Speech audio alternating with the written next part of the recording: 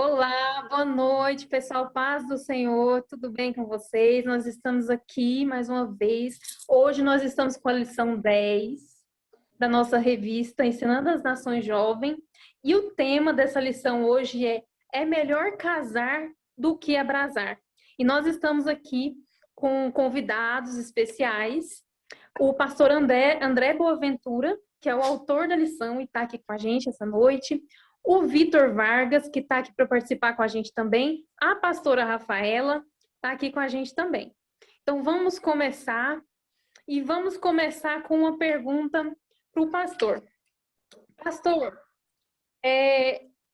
na lição, o senhor cita um versículo que está lá em 1 Coríntios 7, o versículo 7, que diz assim: quisera que todos os homens fossem como sou, mas cada um recebe de Deus o seu dom particular. Um deste modo, outro daquele modo. O que o senhor, o Paulo diz esse versículo? O que o senhor pode nos dizer sobre esse versículo? Que todos deveriam viver solteiros? O que Paulo quis dizer com esse versículo para a gente? Explica aí. Vila Paz, boa noite a todos, prazer estar aqui com vocês. A primeira coisa que a gente precisa entender aqui é o contexto, né? Por que Paulo fala tais palavras aqui no capítulo 7 de 1 Coríntios? Paulo recebeu uma carta, né, dessa igreja, uma igreja que a gente sabe muito bem, ela tinha todos os dons espirituais, mas era uma igreja carnal. Ela fazia parte do contexto da cidade de Corinto, né? E Corinto era uma cidade depravada, que tinha uma imensa imoralidade, né? E Paulo recebe essa carta da igreja de Corinto e vai responder as perguntas, as indagações da igreja de Corinto. E aí a gente precisa entender para quem que Paulo responde. Paulo responde a esses irmãos ali da igreja de Corinto. E diante de tudo aquilo que Paulo ouve dessas pessoas e conhecedor de toda a situação espiritual da igreja e todo o contexto, né, da cidade de Corinto, Paulo traz aquilo que colocou aqui, né? Paulo não está aqui dizendo que o matrimônio esteja aquém da vida de solteiro. Nós sabemos que Paulo, né, exerceu seu ministério, né, como solteiro. Não sabemos se ele casou, se foi casado, e se foi casado, a esposa deixou ele, né, quando ele ingressa no ministério. Mas a grande parte do seu ministério, né, ou todo o seu ministério, foi exercido como, né, um solteiro. Mas Paulo está aqui colocando a questão do celibato, a vida de solteiro, acima da vida de casado. Ele não desmerece o matrimônio aqui de modo nenhum, a gente vai entender todo esse contexto aqui. Então, Paulo coloca essa questão aqui por conta de todo esse contexto que o cercava aqui, e por conta das palavras que foram dirigidas a ele, né, mediante essa carta a qual ele responde aqui. Então, a primeira coisa que a gente precisa entender aqui é esse texto. A gente isolar o versículo 7 aqui, né, de todo esse contexto, a gente fica assim um tanto que preocupado, né? Mas Paulo não está sendo incoerente, não está sendo insensato aqui de modo nenhum. Ele responde de acordo, né, com a necessidade dessas pessoas que escrevem para ele e da necessidade dessa igreja aqui, a igreja de Corinto. E aquilo que eu já disse, ele não coloca o casamento, o matrimônio, abaixo da vida de solteiro, ou abaixo, né, da questão do celibato. Na realidade, vai dizer aqui que cada um recebe um dom. E eu coloquei na lição que a maioria recebe o dom do casamento. E uma minoria recebe o dom do celibato. E quando a gente percebe algumas pessoas que têm esse dom para o celibato, é algo muito importante. E Paulo entendia também o seguinte: por conta de uma atmosfera escatológica, ele entendia que o tempo estava abreviado. E aí a expectativa dele, né, como dos demais apóstolos, é que Jesus voltaria logo. E é por isso que há uma certa urgência na questão do fazer para o reino de Deus, trabalhar para o Senhor. Tempo atrás eu estava conversando com uma missionária que ela tem esse dom do celibato. E ela dizendo para mim que talvez não, com certeza, ela não conseguiria ter exercido o ministério como ela exerceu, como missionária em várias partes do mundo, se fosse uma pessoa casada. Paulo sabia, né, daquilo que a vida de casado requer cada um de nós. Mas isso não impede da gente fazer a obra do Senhor com excelência também. É uma questão, uma posição de Paulo, e por isso que Paulo foi um desbravador. E por isso que ele conseguiu fazer tanto para o reino de Deus.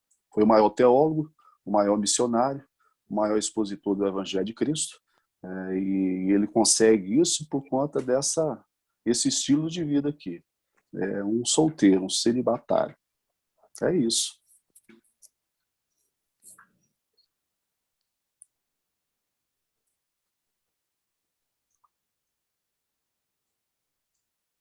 Rafa, você quer fazer algum comentário?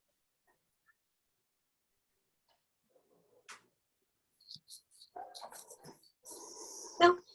Vocês estão me ouvindo, né? Agora... A gente pode perguntar, pode então falar. vamos lá. Eu vou passar agora uma pergunta para o Vitor. Vitor, o pastor, ele cita na lição o celibato, que foi vivido por Paulo, como ele mesmo falou aqui agora. Como que a gente, como jovem, identificar que ele tem o dom para o celibato? Bom, como já o pastor já adiantou aí, né? O celibato, se nós formos ver essa palavra propriamente dita no dicionário, ela significa o estado de uma pessoa que se mantém solteira. Só que quando nós vemos à luz da Bíblia, vai muito além disso. Não é simplesmente estar solteiro, mas significa uma vida de solteiro dedicada ao serviço de Deus, assim como foi a vida de Paulo. É uma vida dedicada ao serviço. Se nós formos ver aqui no versículo 7, gostaria que todos os homens fossem como eu, no entanto, cada um tem o dom, o seu próprio dom, um na verdade de um modo, um de outro, como o pastor André já disse. Nós vemos o celibato como sendo um dom. E como dom, ele deve ser usado na obra, deve ser usado de uma maneira a edificar a obra para a glória de Deus. Então é assim que nós enxergamos.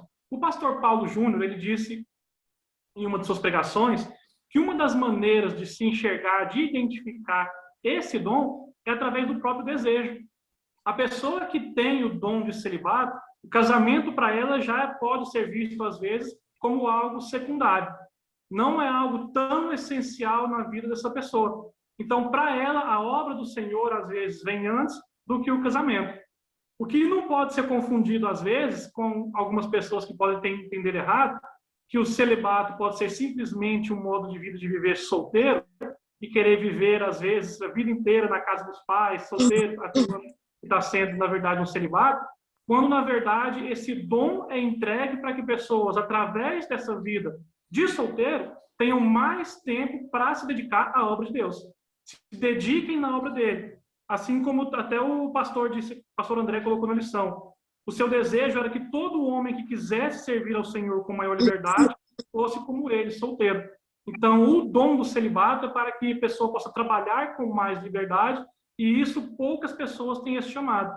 Então, como identificar? Sensibilidade do Espírito Santo também é a chave. Nós podemos identificar os dons que o Senhor entrega a nós através da sensibilidade ao Espírito Santo.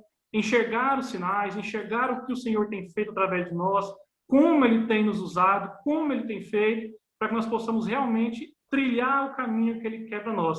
Não forçar algo que às vezes não é para nós. Para quem tem o dom do celibato, não forçar às vezes o casamento, ou para quem não tem o dom do celibato, querer forçar também o celibato que não é para ele.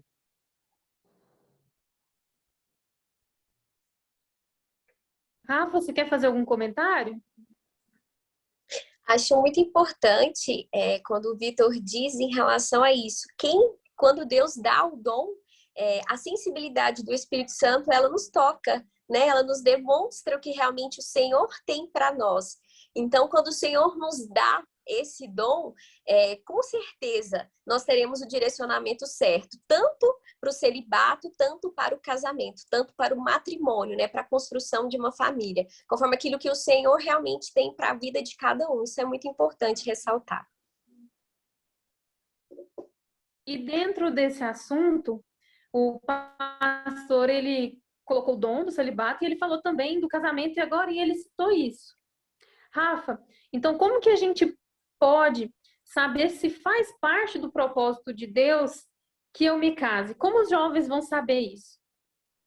Eu creio que essa é uma interrogação, uma pergunta que muitos já se fizeram, né, quando iniciaram um relacionamento, ou que estão iniciando um relacionamento e realmente precisam e querem entender o que é propósito de Deus na vida deles.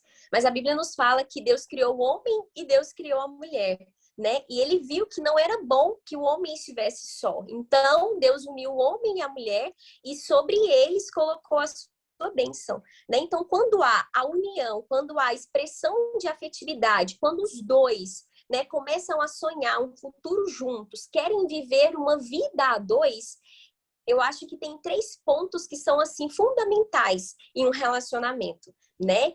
E que é orar, que é a oração ela precisa existir dentro do relacionamento, né? Justamente para entender aquilo que o Senhor quer para a vida dos dois.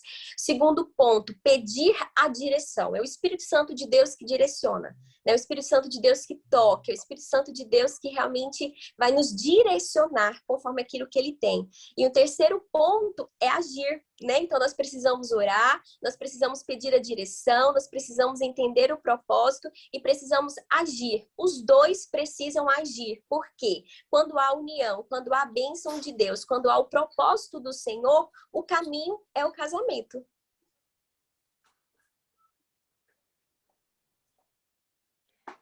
Amém, é isso aí. E, pastor André, no mundo nos jovens, nas rodas de amigos, o assunto sexo, ele gera muitos questionamentos, muitas dúvidas, e muitos que não são cristãos chegam a dizer que o sexo somente no matrimônio não está na Bíblia, e tem essas afirmações que nós cristãos sabemos que não é verdade. E aí eu queria pedir para o senhor ajudar os jovens que estão nos assistindo, os professores que estão nos assistindo, a rebaterem esses comentários, essas afirmações que os jovens fazem aí nas rodas de amigos, nos grupinhos. A primeira coisa, Camila, é entender que nós somos pessoas, né, sexuais, né? Nós não somos assexuais, somos sexuais. Então, a juventude tem, né, a questão dos hormônios, a questão da libido, o ser humano, né, em si. Então, a questão do sexo para a juventude, às vezes é assim, a gente tem os princípios da palavra que são confrontados com aquilo que a gente vê no mundo, né? A gente vai ver, por exemplo, as pessoas dizendo, não, você tem que fazer antes, antes de casar. Você tem que ter uma experiência sexual antes, né, com sua noiva, com sua namorada, entendeu? Para você ver se há compatibilidade e tal. Então, a gente vê várias questões distorcidas, né, em relação à questão sexual. E a primeira coisa que a gente tem que entender é que a questão, essa libido, essa coisa sexual, esses hormônios que estão à flor da pele, faz parte de cada um de nós, né? Principalmente você que está jovem, faz parte. É normal isso. Agora, a gente tem alguns princípios da palavra do Senhor que vai dar para nós, né? Vai nortear a nossa vida, né? Paulo falou para Timóteo, lá na sua segunda carta, algo interessante. Ele vai dizer lá no capítulo 2, né, da 2 Timóteo, capítulo 2, versículo 22, foge, outro sim, das paixões da mocidade. Interessante, Paulo dá esse conselho para Timóteo, jovem pastor Timóteo, que era para ele fugir. E quando a gente vê essa questão de fugir, é algo que a gente consegue enfrentar. Quando a gente vê, por exemplo, um opositor mais forte do que nós, a tendência nossa mais, né, sensata é o quê? Correr, fugir. Então Paulo diz para ele, foge das paixões da mocidade. Por quê? Porque Paulo sabia que essa questão, né, da libido estava bem presente na juventude. Outro conselho que Paulo dá para a igreja, né, da Galácia, né, Gálatas capítulo 5, lá no versículo 16, ele vai dizer, digo, porém, andai no espírito, e jamais satisfareis a concupiscência da carne. E ele vai falar aqui no versículo 17, porque a carne milita contra o espírito, e o espírito contra a carne, porque são opostos em si, para que não façais o que porventura seja do vosso querer. Então nós temos dois princípios aqui que Paulo dá, primeiro para Timóteo, na sua segunda carta, e aqui para a igreja, né, da Galácia. Para ele fugir das paixões da carne, e aqui para ele andar no espírito. E se ele andar no espírito, jamais ele vai satisfazer a carne. É aquela questão que a gente fala, né? A gente precisa alimentar um ou outro. Na realidade, o que nós devemos alimentar mesmo é o espírito. Aquele que alimenta a carne será suscetível, né, às paixões da carne. Será tentado cada vez mais. E essa é a grande questão. Por isso que a temática da nossa lição é tão importante, tão relevante para esse contexto no qual nós estamos vivendo, onde os atrativos são tão presentes na vida da juventude. Eu tenho atendido algumas pessoas na clínica e o que há de pessoas envolvidas na pornografia, numa vida assim bem promíscua, procurando prostitutas e tantas outras coisas para satisfazer a carne, e pessoas que estão no contexto de igreja. Essa é a grande questão. E nós precisamos, né, orientar a nossa juventude a estar buscando mais, né, no espírito, se alimentando mais das coisas espirituais e assim enfraquecendo a carne. Porque a questão está aí, faz parte do nosso contexto de mundo. E faz parte, né, da fisiologia, né, do rapaz, da menina, essa questão, né, sexual. Então, assim, não é uma coisa... O que se torna anormal é você alimentar esses desejos de modo desenfreado. É o que a gente vê muito acontecendo. Mas há como viver uma vida santa. Paulo viveu essa vida santa. Timóteo viveu essa vida santa. Uma vida separada para o Senhor. E entender o seguinte, o que está aqui na lição, que o casamento não é uma opção para você enfrentar um mal, como se fosse apenas uma válvula de escape para a questão sexual. Não, o casamento é mais do que isso. Muito mais abrangente do que apenas um meio de satisfação, né, sexual. É muito mais do que isso. É verdade. Muito interessante isso que o pastor colocou, porque muitos pensam que é para isso, né? Que casamento ele é para isso, principalmente no nosso meio cristão, né? Vitor, você quer colocar alguma coisa? Eu acho interessante o debate desse tema e a importância de estar estudando isso. Porque hoje a gente vê até mesmo dentro de algumas igrejas que se denominam evangélicas, ensinando que se o sexo antes do casamento for realizado com a mesma pessoa, não é pecado, que é uma certa união de almas. Daí a importância de estar ensinando o que é o correto, ensinando o que é certo, para que não caia nesse engano.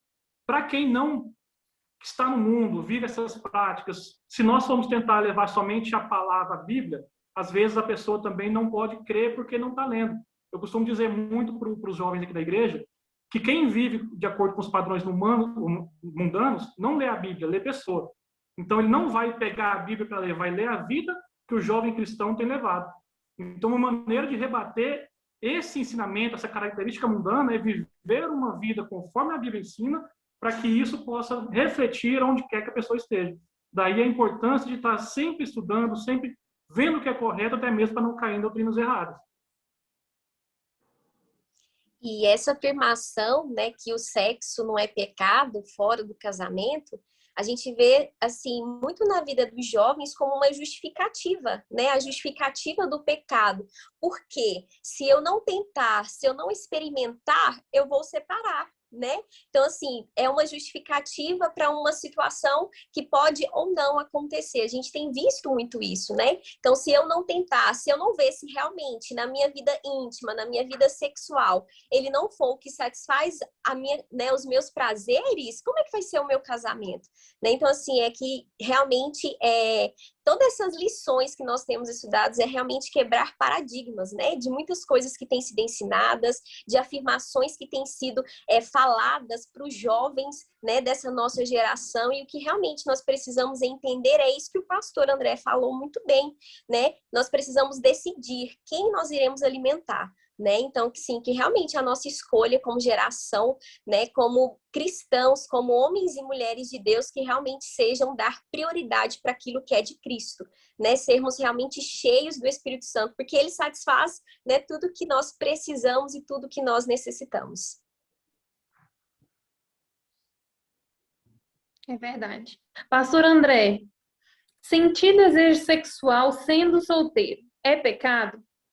A pessoa que vive o dom do celibato, ela sente desejo sexual? E a última pergunta, como agir nessa situação? Sentir desejo sexual, aquilo que eu já até falei, né? Faz parte, é normal. O que se torna normal, numa perspectiva bíblica, é você alimentar esses desejos. É você satisfazer esses desejos desenfreados, né? Acho que essa é a grande questão. A pessoa que optou pelo celibato sente desejo sexual? Acho que sim, com certeza, né? Talvez ela tenha uma libido mais rebaixada, mas em um momento ou outro, né? Quando você conversa com essas pessoas, por exemplo, padres, né? E você percebe essa situação, né?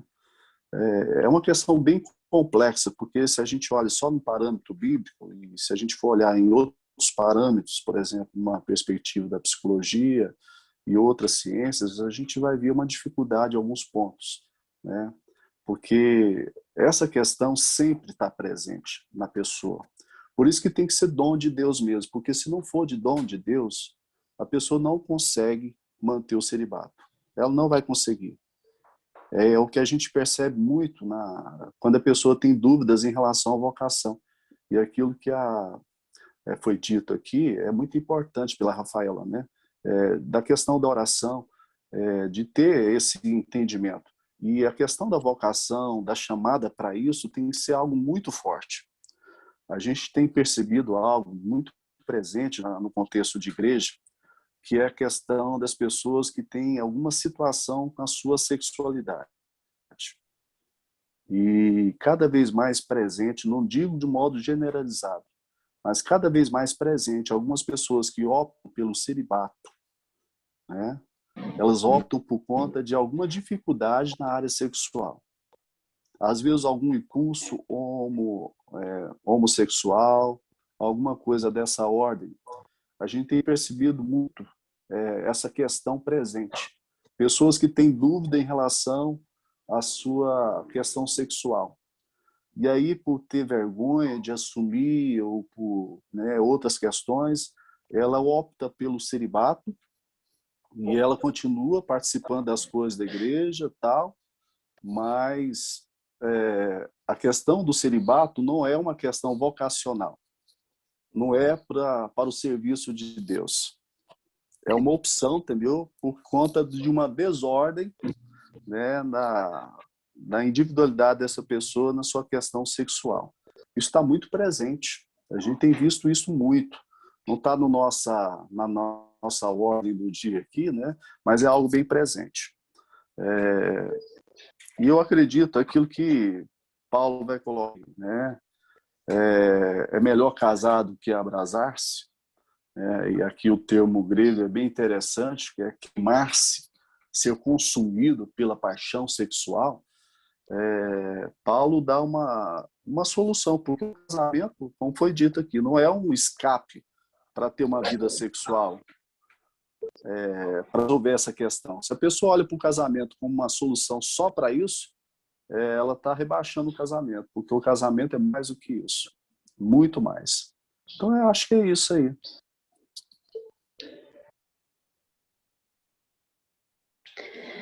Vitor,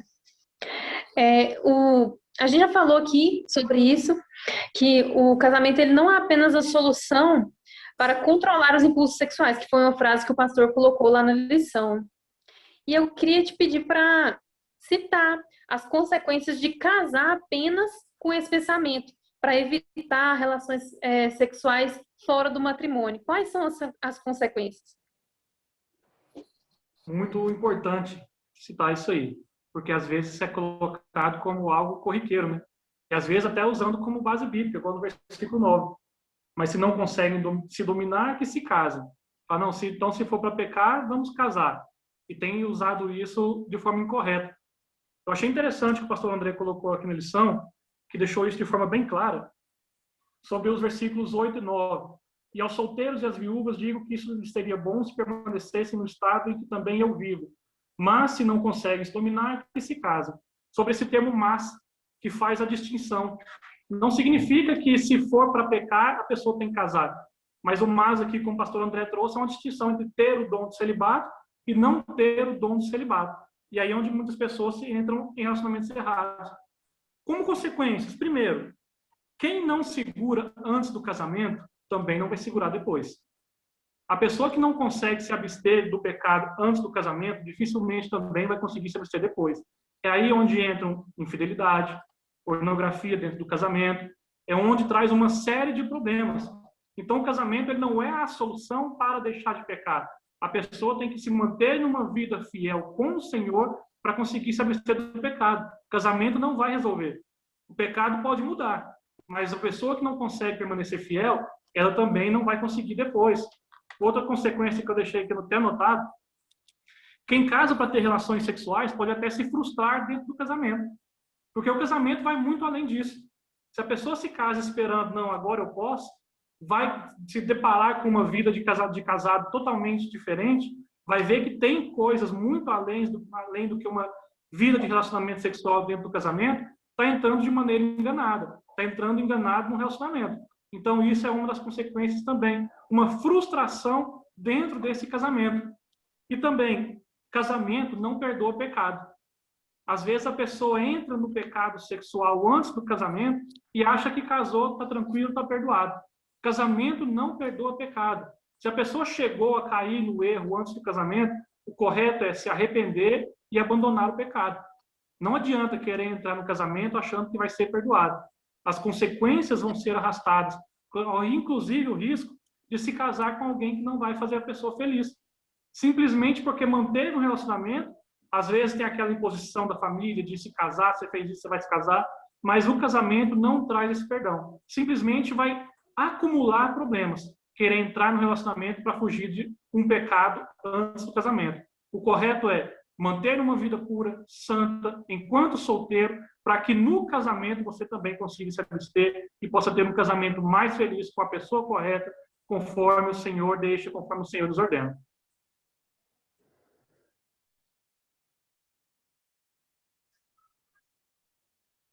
É verdade. Pastor, o senhor que é mais casado há mais tempo, aí o senhor quer colocar mais alguma consequência?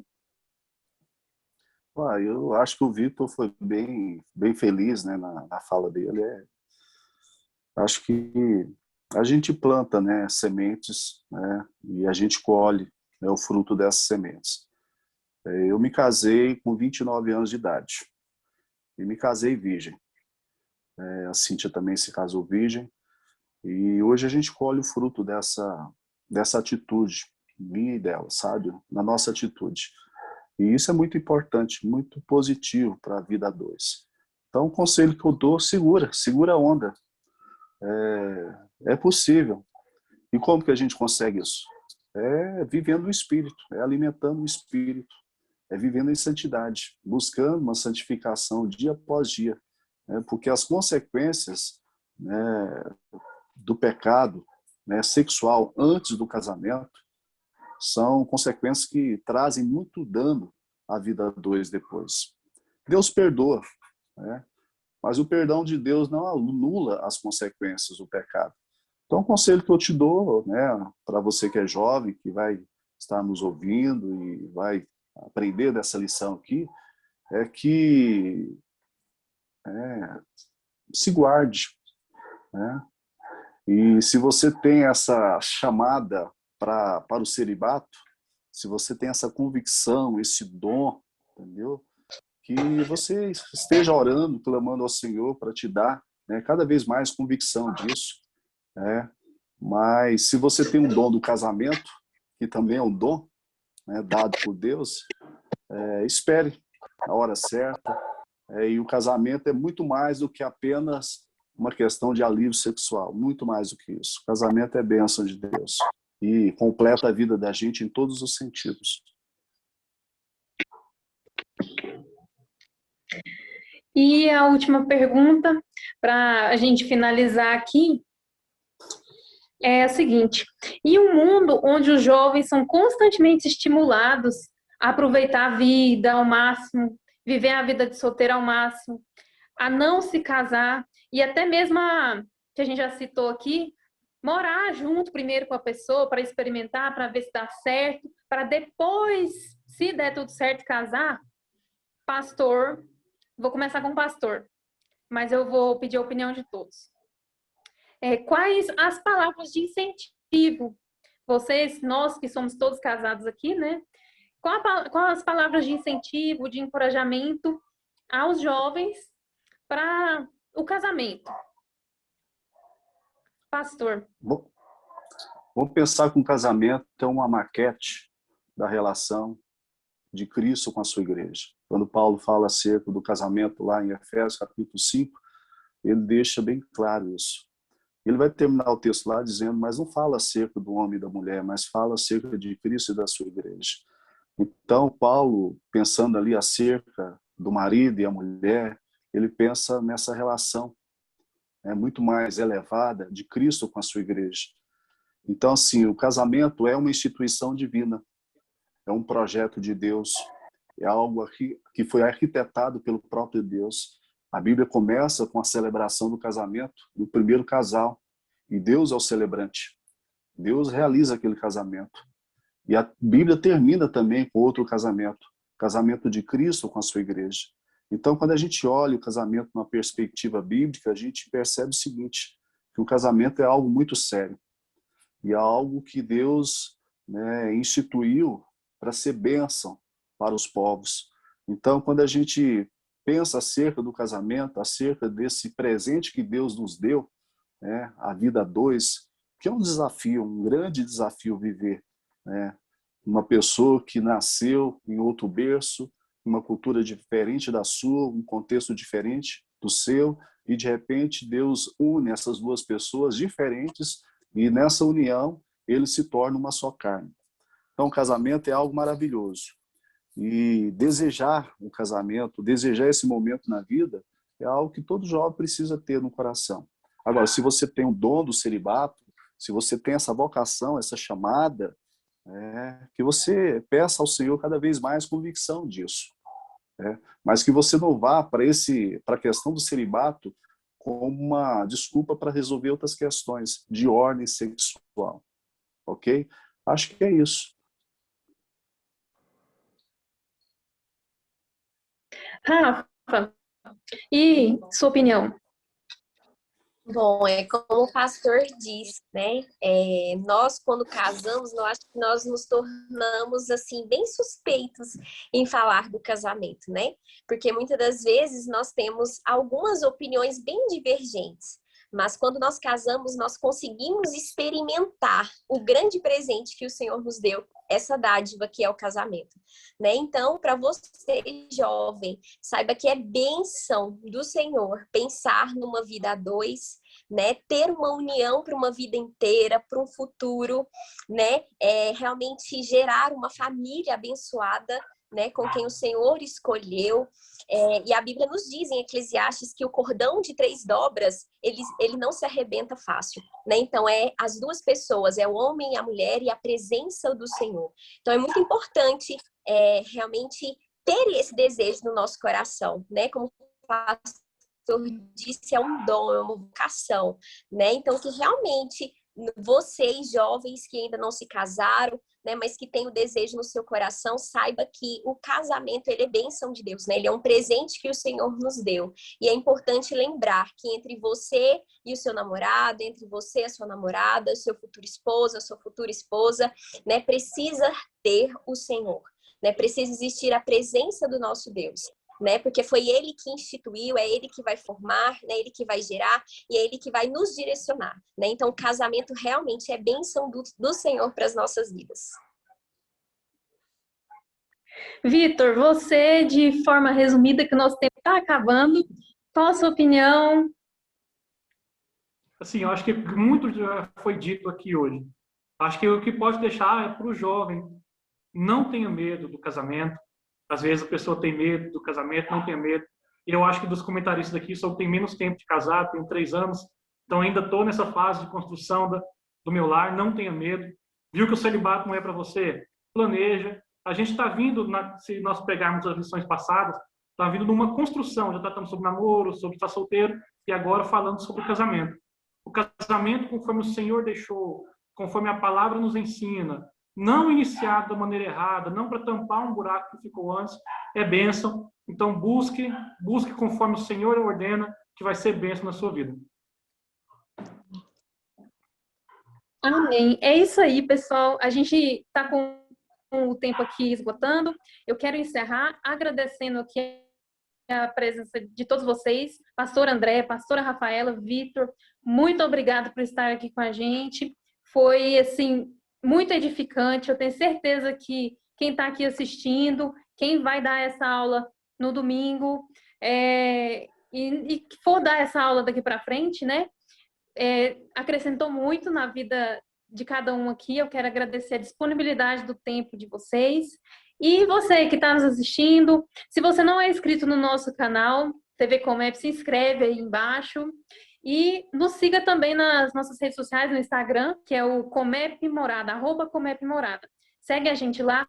Muito obrigada. Com Deus. E até a próxima. Tchau. Tchau, tchau. Tchau, obrigado.